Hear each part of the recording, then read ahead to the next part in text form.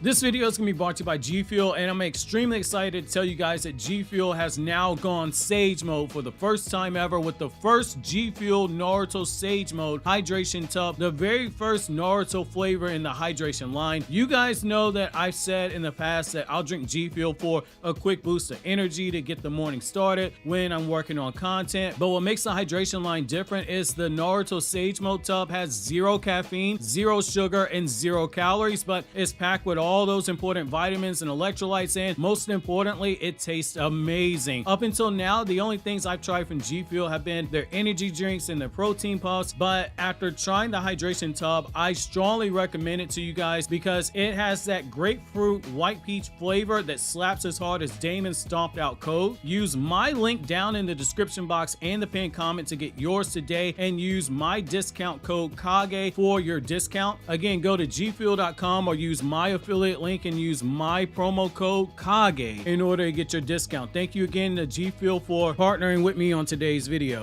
Yo, what's going on, everybody? It's your boy Naruto Explain here, bringing you guys another Boruto 2 Blue Vortex discussion. Today, I thought it was only right to shift gears as we approach the upcoming manga chapter 11, which should be having official promo teasers dropping in the next few days, so keep notifications turned on. But for today, I wanted to turn your attention to the former red-haired stepchild of the series itself, who got his power up and is now known as the white-haired stepchild, Code himself, and discuss whether or not the narrative has made the right decision by leaving him out the story, and most importantly, if by waiting in the shadows, Code has signed his own death warrant. Also, as a minor correction from yesterday's video, I got a letter mixed up in the translation for Kawaki's dojutsu. I called it Kurogan when it's Kokugan. Just want to throw that out there now for clarification's sake. For all of the 10 Code fans who are out there, rejoice. We're not going to bash, we're not going to troll the character here.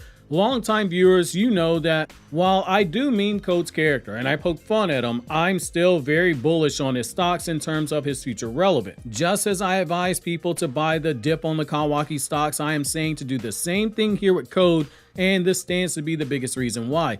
Right now, it can be easy to look at Code and say that this man, he got his limiters removed and then he proceeded to go 2 for 30 from the field ever since, with his only real shots being made being the creation of the Ten Tails army, which has currently given us the 4 main villains of the story of 2 Blue Vortex, and the other W being when he made Boruto run off like a scared little child, traumatized by Sasuke's defeat in the process.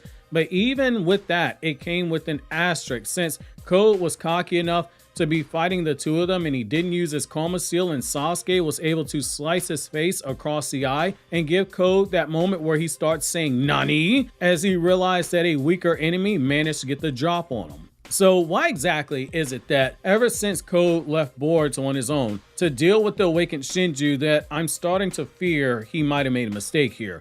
After all, the knee-jerk reaction is to say, hey, that's the smartest thing Code's ever done. And you would be right. What he's doing is exactly what the 48 Laws of Power preaches with law number 7. You let others do the work so that you can take the credit. Use their skill, their time, and their energy to further your own ambitions while taking the full credit. That is what's going on here. Code is sitting in the cut this whole time, watching as the awakened Shinjuu are hunting down Boruto, taking turns beating Kawaki unconscious, and they're even going on side quests in the process. All he has to do is wait for one of them to fulfill their own natural purpose to consume an Otsutsuki, and then a chakra fruit will be harvested and he will be able to walk right up to the mountaintop, and instead of grabbing those proverbial brass rings, he's going to grab hold of a chakra fruit and fulfill his promised duty by Ishiki to consume a chakra fruit and become a true Otsutsuki, eating one of the most powerful chakra fruits in the entire Naruto universe, since it will comprise of chakra and DNA made up from every living being who ever set foot on Earth, from the Sage of Six Paths himself, Three-Eyed Madara, Kaguya, Toneri with the Tenseigan chakra, Naruto, Sasuke, Damon, and Ishiki himself. One bite of that is gonna be like being given the powers of Superman in exchange for eating a peach. At face value, that's extremely smart. And it's one of the reasons I sounded the alarm bells when he decided to run off and hide. That fans, they need to start thinking of Code as being like a Kabuto type figure who gets overshadowed by those who are around him. But when you look at his character, he's going to pop back up and potentially have upgrades and play a role as a tide shifter that nobody saw coming. I still firmly believe that this is the case here. But like Kabuto, he's making a mistake, which is not considering the most dangerous piece on the chessboard because it is a sheep in wolf's clothing. Just as Kabuto made the mistake of viewing Zetsu as only a tool to be used, which granted in his case that wasn't nearly as bad as Obito and Madara falling for the ruse of Zetsu, but right now with Code, at least he knows that these awakened Shinjuu, they are different and they are a problem to worry about, and he's choosing to ignore it.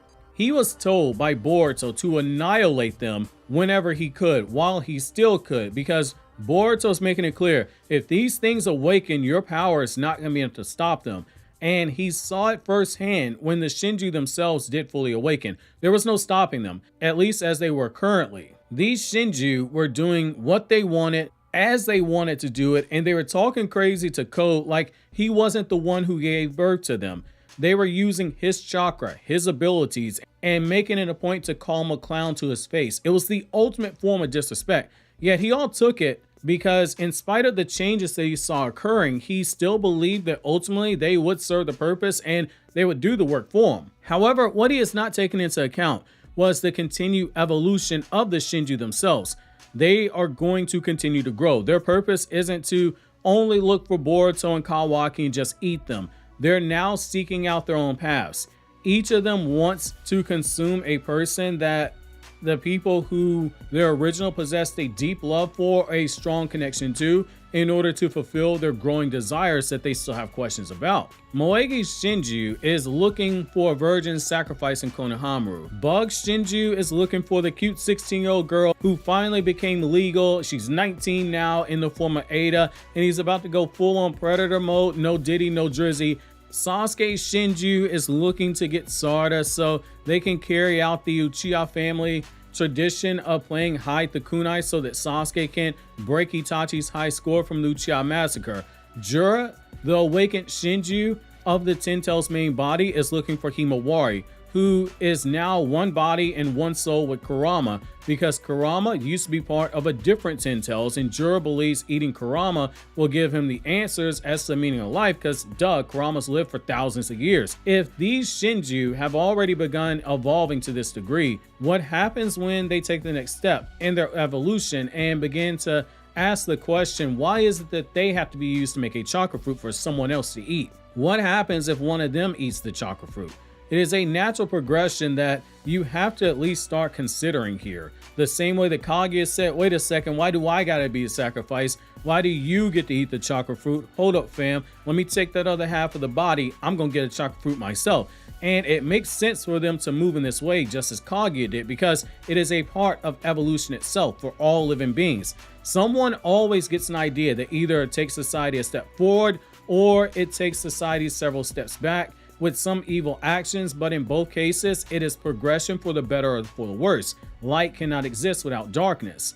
Code, in this one moment of danger, is approaching something like that happening, and worst of all, the two Otsutsuki who he's got the most beef with Boruto and Kawaki, he is in danger of being left behind right now. Boruto and just his base is already stronger than Code. That much has been made abundantly clear, and should have been a big enough of a shock to his pride to make him look for ways to grow stronger. Kawaki, while we haven't seen much from him except him getting his head bashed in every other chapter, even Kawaki alluded to the fact that he would have been able to kill Code, and because he's been in a house with Damon for the last 3 years, and that guy is always itching for a fight, Damon would have been able to give Kawaki an accurate assessment for how strong Kawaki was in comparison to Code. He's now in the spot where one of his targets can use a shadow clone to beat the brakes off of him, while the original eats his first Thunderburger for the very first time in 3 years, and the other one can probably beat him up if they fought at full power. The worst thing that he can do right now is get complacent, which brings me to the next point. I fear that he might be getting complacent.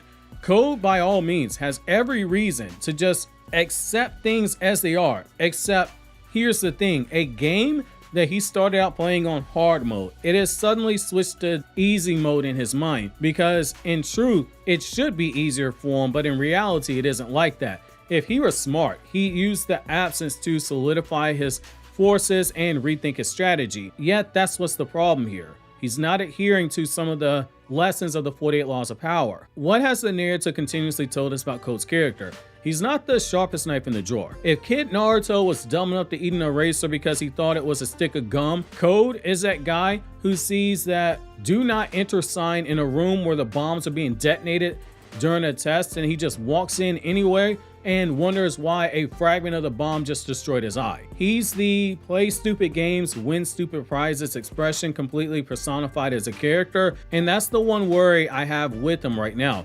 He's not Kabuto. At least Kabuto was smart enough that he made several calculated steps after Sasuke spared his life by choosing not to kill him. Kabuto, he was a genius, whereas Code needs to count on his hands and his fingers in order to get to 20. If you tell him to get to 25, he might need to borrow your hand. Code choosing not to self-improve during this time also fits with the issue that Boruto has purposely given its villains, who are either based on Otsutsuki or they are rooted in technology, in order to contrast the way of the shinobi themselves. From Momoshiki to Ao to the car inners to Ishiki, and now with Code.